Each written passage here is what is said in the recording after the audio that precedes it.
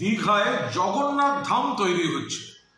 মন্দির তৈরির কাজ একদম শেষ পর্যায়ে। মাননীয় মুখ্যমন্ত্রী সেখানে গিয়েছেন, দেখেছেন এবং উদ্বোধন তিনি ঘোষণা করেছেন। তো এখন বিরোধী দলনেতা তাই নিয়ে কটাক্ষে নেমেছে।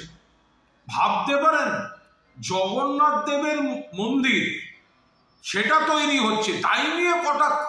এত ঈর্ষা কিসে? দীঘা একদিকে সমুদ্র, পাশে জগন্নাথ দেবের মন্দির, জগন্নাথ ধাম তৈরি হচ্ছে। কত মানুষ আসবেন, পুজো করবেন, আলাদা একটা তীর্থক্ষেত্র। সারা পৃথিবীর বুকে পশ্চিমবঙ্গের যে আকর্ষণ, তাতে নতুন মুকুটের নতুন পালক যোগ হবে দীঘার জগন্নাথ ধাম। এত ঈর্ষা কিসে? এ রাজ্যে ধর্ম যার যার, পশ্চিমবঙ্গ সবার, সব ধর্মের জন্য উপাসনা ইত্যাদি মমতা বন্দ্যোপাধ্যায় ব্যবস্থা করে দিয়েছেন। তো সেখানে যদি নতুন এত বড় একটা আকর্ষণীয় মন্দির তৈরি হচ্ছে, জগন্নাথ দেবের মন্দির, জয় জগন্নাথ, তো আপনারা যারা হিন্দু হিন্দু করেন বিজেপি, গায়ে কি ফোসকা পড়ছে নাকি?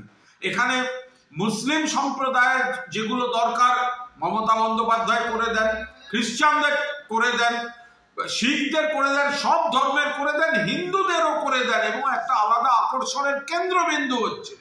সেই জায়গায় দাঁড়িয়ে বিরোধী দলনেতা যে ছেলে মানুষই যে কটাক্ষ করছেন, এ দেখে মনে হচ্ছে যে এদের গোটাটাই হচ্ছে মেকি, গোটাটাই মেকি। একটা জগন্নাথ ধাম হচ্ছে আমাদের এখানে, কত গর্বে, সেটাও এরা সহ্য করতে পারছে।